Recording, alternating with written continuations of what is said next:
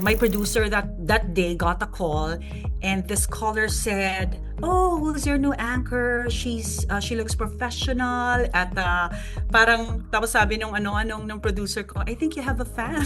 Marami pa palang pwedeng mangyari sa buhay at the age of 47.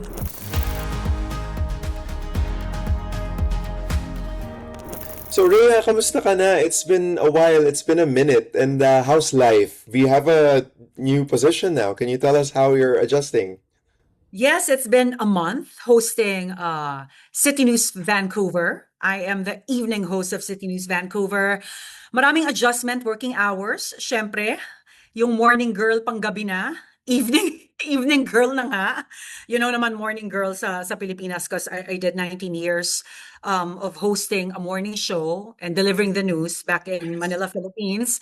So umaga, ngayon panggabi na ako. It's been a great transition, Lou. I work with amazing people from City News Vancouver. Marami akong natututunan, maraming mga adjustments din na kailangan gawin. But I'm happy. I'm just being myself when I decided to take this job. And yeah, marami pa palang pwedeng mangyari sa buhay at the age of 47. Oh yeah, no, 40s are exciting, I'm told. But all that to say as well, Rhea, kasi alam mo yun, you were one of those iconic persons that we all woke up to growing up in the Philippines. So now that you're an evening girl, as you said, sa City News in Vancouver, I actually like took a short video clip of your one of the first broadcasts that you had. And for those of you guys who don't know, I also worked in news for a bit of time in the Philippines a long time ago.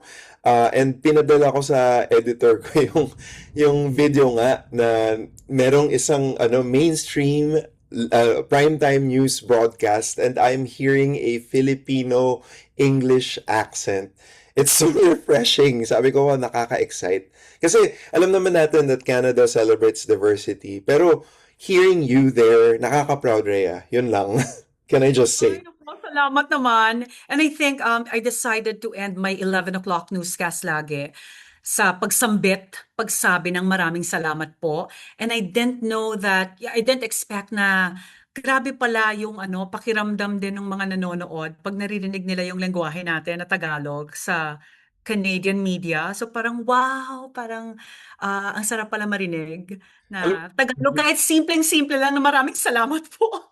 oh, yung visibility niya napaka-important kasi one of the things that we did nung nasa law school kami, like there was a big emphasis on not so much like affirmative action but like visibility and diversity. Kasi una sa lahat kung nasa formative years ka, nanonood ka ng TV or syempre nakikita mo yung mga mga idol mo, mga essentially mga mentor mo, ito yung ginagawa nila.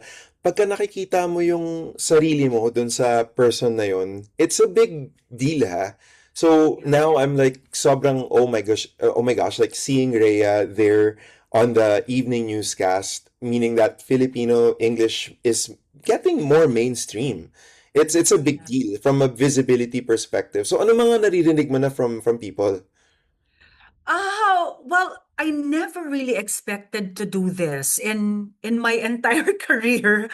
Parang sobrang steady happy na ako with Omni Filipino. At syempre, I was given a chance, the opportunity to serve our kababayans through storytelling, no, through Omni Filipino. So hindi ko na talaga inisip na wala naman akong hinangadlo kundi mamuhay lang ng tahimik at alam mo yon, we just moved to Canada, hoping to explore opportunities here. But who would have expected that there will be unang-una Omni Filipino, a Filipino news program na doon ako nauwi. And then eventually, meron pa pala, sabi ko nga, another chapter opened, City News Vancouver. Hindi ko siya na-imagine sa buhay ko that I'll be doing this. Uh, I was scared, I'm not gonna lie, when I accepted the job, because it's a new audience. Of course, it's news delivered in English. I've been doing Tagalog newscast for more than 20 years. So sabi ko, meron ba konting adjustment sa dila yan? Or, pero, pero alam mo, I believe that I got this job because I was myself. I didn't have to change anything. So I'm glad that I'm doing this. When it comes to feedback, alam mo masyado akong focus sa trabaho ko sa totoo lang. And if there's feedback that I really kumbaga that's important to me, of course, the feedback of my husband, my family, my boys. O naintindihan niyo ba si mommy? Malinaw ba? Kasi yun yung importante. Malinaw ba yung balita? Naiintindihan ba? Yeah, yeah. And just I think on my second week anchoring City News Vancouver, we got a call. My producer that day got a call, and this caller said, "Oh, who's your new anchor? She looks professional." At parang tapos sabi nung anong ng producer ko, "I think you have a fan." So yung mga feeling ganun, parang ay ang sarap pala. Ang sarap pala na ma-validate din yung na tama yung ginagawa ko. Kasi that feeling of like, anxiety, I suppose, maybe a bit of fear, parang in a way, is it right that I read into this na parang, uy, teka, cargo ko tong representation na to on the mainstream media, so how is it going to be received? Is it like that? Parang may ganong kind. Gano'n. Merong gano'n kasi you want to represent the Filipino heritage na kaya namin. And actually, Omni Filipino pa lang when I moved to Canada and um, of course, yun, didn't expect that I will end up in Omni Filipino. Pero ang feeling ko nun kahit saan ako mapuntang sector, larangan, or trabaho, I'm carrying my heritage eh. Dala-dala mo yung pagka-Pilipino mo. So yeah, I guess there's a bit of pressure, lalo na of course we have a lot of respected mga magagaling news anchors who Mhm. have Filipino heritage na nasa Canadian media Yes. na. But I've been here for just 7 years.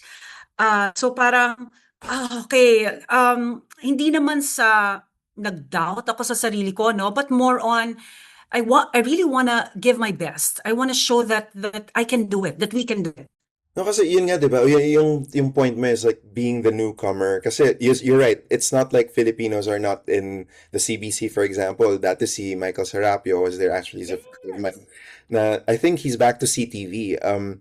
At tapos he was at CPAC for quite some time. And of course, there's Aloysius. There's of course, oh God, I forgot Dito who. sa BC, we have Jason Perez from Bloomberg, Exactly. Yeah, yeah. There's quite a Joe bit. Dalion, You Chris know, Reyes ng yeah. CBC na based in That's New right. York. Yeah. In New York na ba siya? Hindi na DC. I thought for some time she was in DC. New York, yes, Yeah. oo. But this is like, important from the perspective of like being a newcomer, I think. And tama yung sinasabi mo kasi most of the people that I talk to, especially like, working professionals from the Philippines, they manage their expectations when they move out of the Philippines na maybe I won't land the same type of job. So, yun nga, sabi mo nga, Omni is like a big deal Yeah.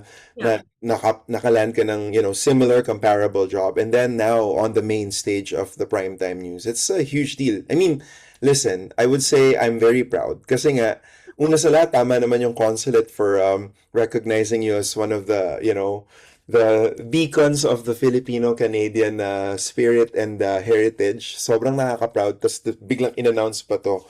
So, where do you see things going? Obviously, right na nagne-nest in ka pa rin, di ba? But Yeah. where do you see yourself in like, tanongin natin yung classic question na yan.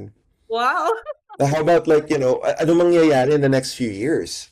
Well, definitely, Lou, it's a big deal for an immigrant like me na 7 years na dito sa Canada at hindi akalain na ah, mababalikan yung profession na ginawa ko sa Pilipinas and now in English, ano. Um, you know what? The truth is I'm taking it one day at a time. I think when my dad got hospitalized in 2023, and I realized that really tomorrow is not promised. My dad is doing well, by the way. He's Oh, that's okay. good to hear. But I think yung mentality na gayon na you take it one day at a time. Tomorrow is not promised. Kung ano yung meron ngayon sa harapan ko, I would embrace it. I would do it from the heart. I think naging ganun talaga yung mentality ko. I would love to keep working in the news industry. Kung yun yung ibibigay sa akin, kung yun ang iaadya sa akin. But if there are other plans in the next year, the next 2, 3, 5 years, I'm ready to embrace anything, sa totoo lang. I mean, multi-awarded, very visible, such an icon. Rhea Santos, I know you're a busy person and you still have the late evening newscast to prepare for. Thank you so much for sharing your time. Really lovely to catch up with you. Maraming salamat. Maraming salamat, Lou, and congratulations dahil marami kang natutulungan ng mga Pilipino because of the information that you're putting out there. Maraming salamat, Rhea. And I'll talk to you in the near future. Maybe in May, I'll be in Vancouver. Oh, nice! Sige, sige. Salamat, Lou, as always. Hindi ako makapaniwala na ako ang in-interview mo. Masaya tatanong sa'yo. But thank you. Maraming salamat, Rhea.